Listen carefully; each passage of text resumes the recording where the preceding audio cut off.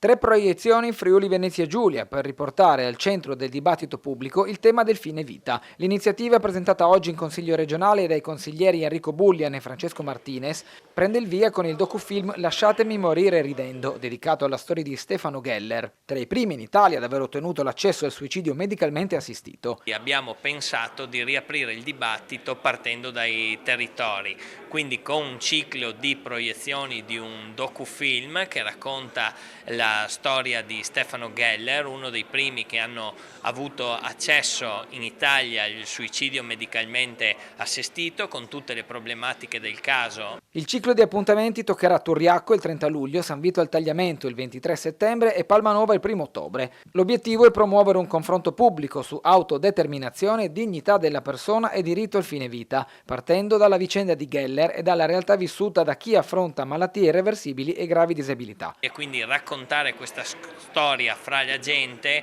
crediamo sia il punto giusto per poter riattivare il dibattito che altrimenti a livello istituzionale è arenato, e quindi ringrazio i 3 comuni che proietteranno questo docufilm Lasciatemi morire ridendo, e che sono il comune di Turriacco, di San Vito al Tagliamento e di Palmanova. Le serate, organizzate dall'associazione Luca Coscioni insieme alle amministrazioni comunali coinvolte, prevedono una presentazione introduttiva, la proiezione del documentario e una tavola rotonda aperta al pubblico, con rappresentanti delle istituzioni e delle associazioni. È previsto anche un collegamento da remoto con la sorella di Stefano Geller.